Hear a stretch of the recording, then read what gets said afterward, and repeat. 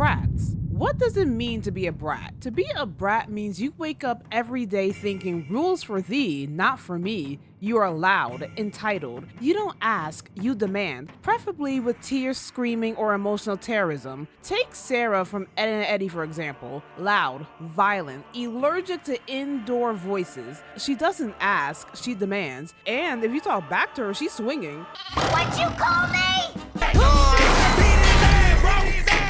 Then there's DW from Arthur, the CEO of Starting Mess, who looks confused at you like, what did I do? But Princess Morbucks? Oh no. She's not just a brat. She's a brat with a trust fund and a god complex. She's basically the spoiled, malicious Grinch variant. And this will be the day that Princess stole Christmas. Welcome back to the city of Townsville. Last time we were here, Blossom letting her fist explain why she's not the 1 or the 2 or the 3. We start the Christmas special at the girls' school and Bubbles is nearly making the class death with her high-pitched singing while Buttercup is writing Santa her Christmas list. What does that say? Gimme. Gimme what? The rest looks like gibberish. Bubbles is amazed that her sister waited until Christmas to send off her list compared to Bubbles, who sent hers the day after Christmas last year. Buttercup gets upset because she won't get her carbine air rifle. Buttercup, you want a gun? It's like that one Lady Pons video. Princess slides up to their table like she was invited, bulldozes straight into their very ABC conversation and announces unprovoked that she doesn't need Santa because her daddy is rich. I'm here to tell you right now.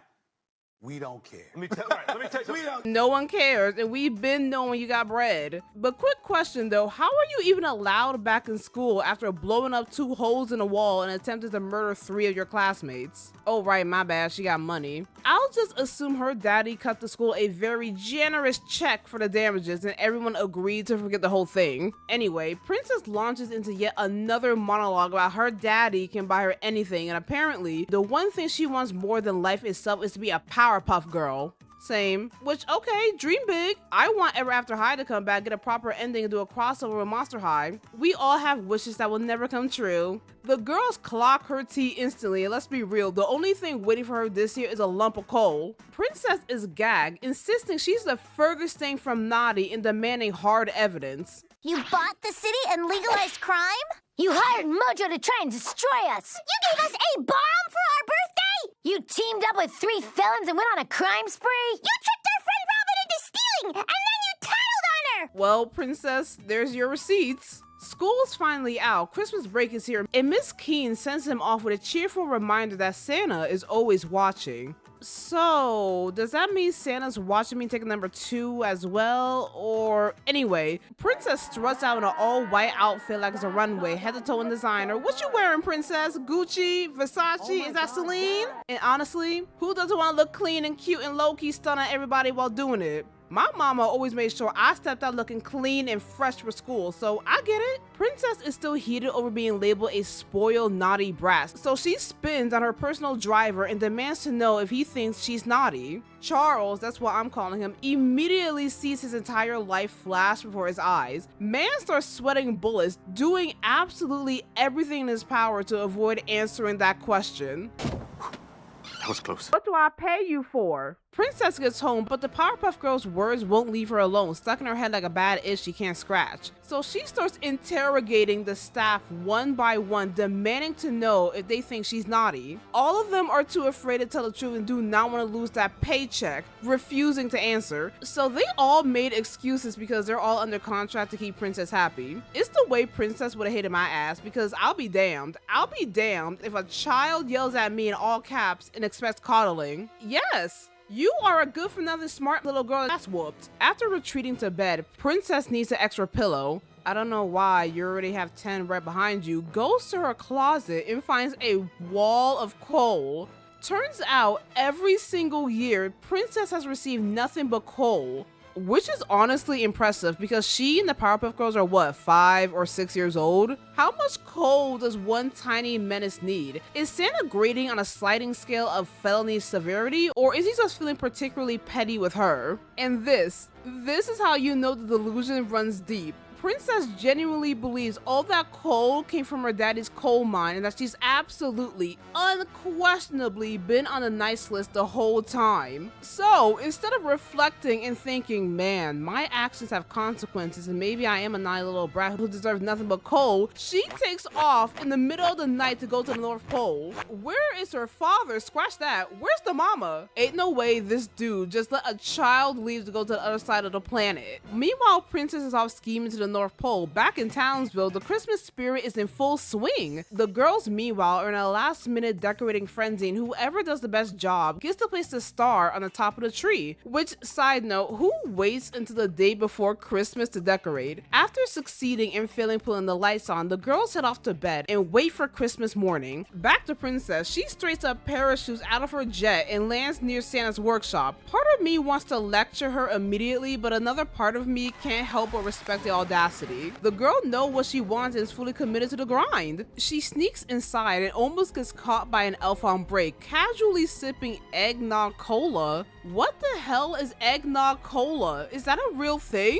That sounds like it's criminal against taste buds. Somehow, Princess slips past without a sound, weaving through the workshop like she's done this before. At this point, she's bypassing elves left and right, making it look effortless as she heads straight for Santa's room. Honestly, she needs to give up the whole Powerpuff Girl dream because with skills like this, she could absolutely make it as a totally spy.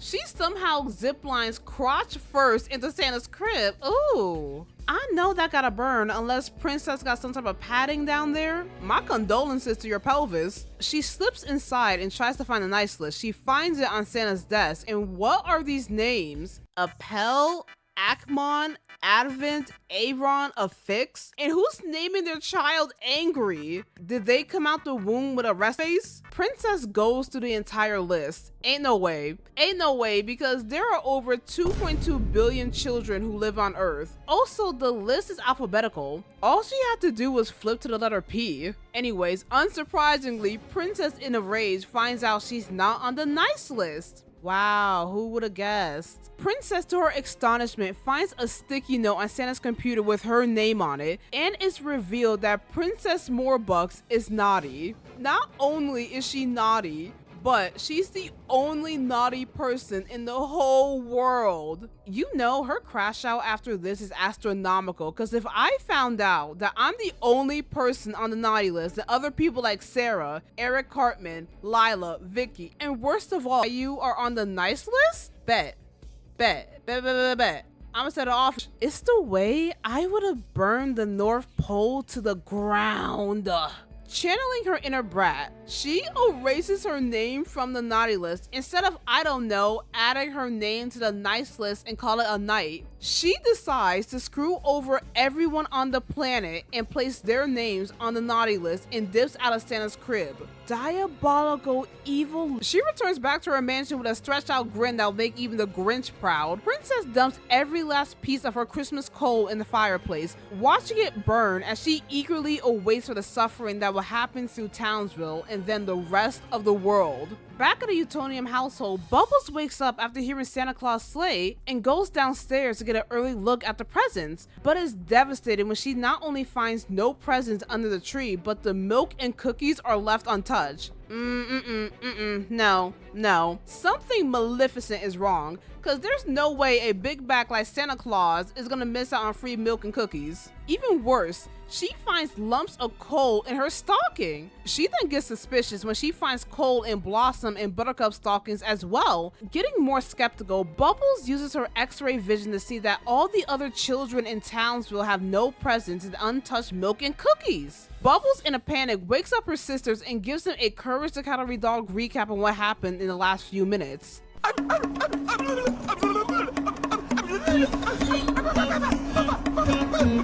Interrupting her long recap, they reprimand her for using her powers to spy on their neighbors. Bubbles blows up at her sisters, saying that they have coal in their stockings as well, which definitely got their attention. The girls decide to confront Santa, thinking he must have made a mistake. However, as soon as they get outside, they are suddenly ambushed by a now superpowered princess.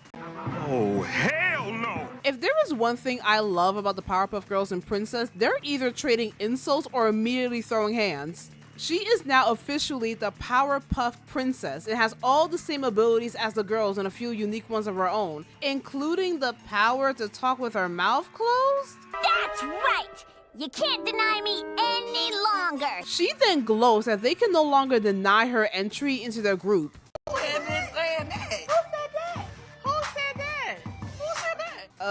Yes they can. Just because you got powers now doesn't mean they're suddenly gonna rock with you and forget how you tried to kill them a bunch of times before. Princess goes on to say that Santa had an epiphany and realized she's the only nice person in the world and everyone else is rotten to the core. Princess then says she knew they wouldn't accept that and she's going to snitch on the Powerpuff Girls that they're coming to destroy his workshop and ruin Christmas. It's a race to the North Pole and the fight before Christmas.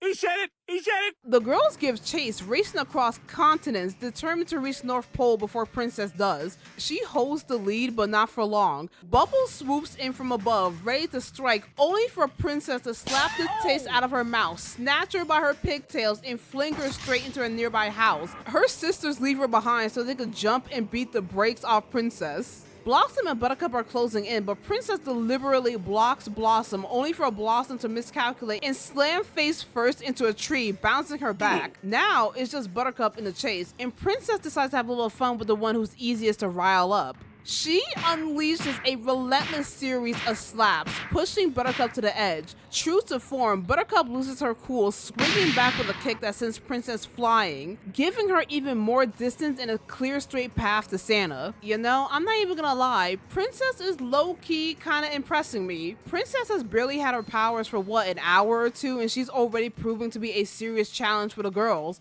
But I can't respect it. So far, all she's done is sneak and run. Well, fly. I mean, sure, showing off your powers is flashy and all, but where's the real action? I want to see someone put a belt-to-ass beatdown. Powers are one thing, but raw, old-fashioned hands? Ooh! The girls chase her through the forest as Buttercup gets knocked out from crashing into a truck. Bubbles and Princess are dodging and weaving through the trees as Princess uses her laser to chop down the trees and uses a bat to get a home run.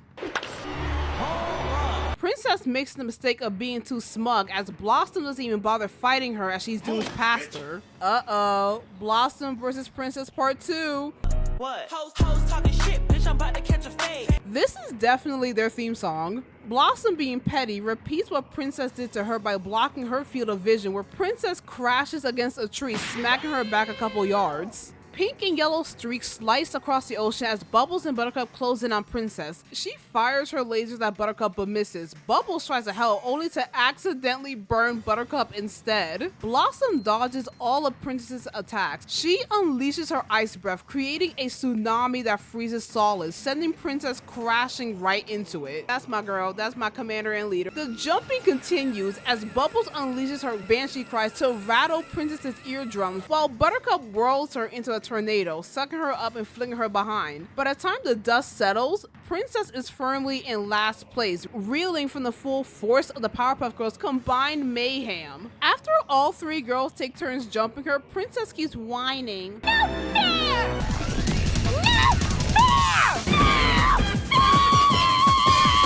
Until she finally decides to stop playing. She unleashes her own special move, levitating and shaping a massive ice boulder into a sculpture of herself, then hurling it at the girls with full force, knocking them out the sky. Of course, instead of immediately rushing to Santa's crib, Princess takes a moment to glow. Hey! How'd you like my stocking stuffer? Stop it!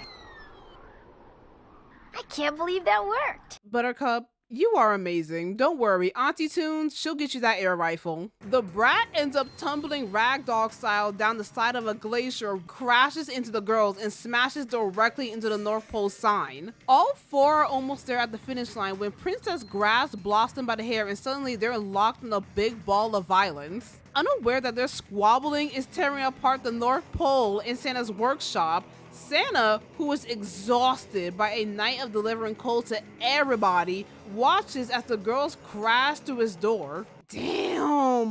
Santa is chunky! You know, SZA did say it's the season of the big boys. Saint Nick is beyond pissed and tired that everyone in the world got cold and brings out receipts as proof and evidence. Listen, I'm the last person to tell someone how to do their job, but Nick, you don't find it oddly suspicious that every single child in the world is naughty except for one girl? Ain't no way you checked that list twice. 2.2 billion kids exist and only one is nice. Oh, okay. Yeah, oh, okay. Princess tries to convince Santa by bullying him to not listen to the girls, that they're just jealous that she's nicer, You lying! better, You lie! and smarter than them. You lie! And they got cold strictly because they wouldn't let her be a Powerpuff Girl. Liar! Princess should have kept her mouth shut, because the second she brings up the Powerpuff Girls, Santa's whole vibe changes. You mean the Powerpuff Girls? Turns out he's their #1 fan, gushing about how they always save the day and are extremely good. There's no way they belong on the naughty list. Princess then has the mother of all crash outs and goes off on Santa. But I should be a Powerpuff Girl! Me, not them, me. My daddy says I'm better. My daddy says I'm the best. And if you're too much of a fat-headed fat ass to see that, I'll tell my daddy.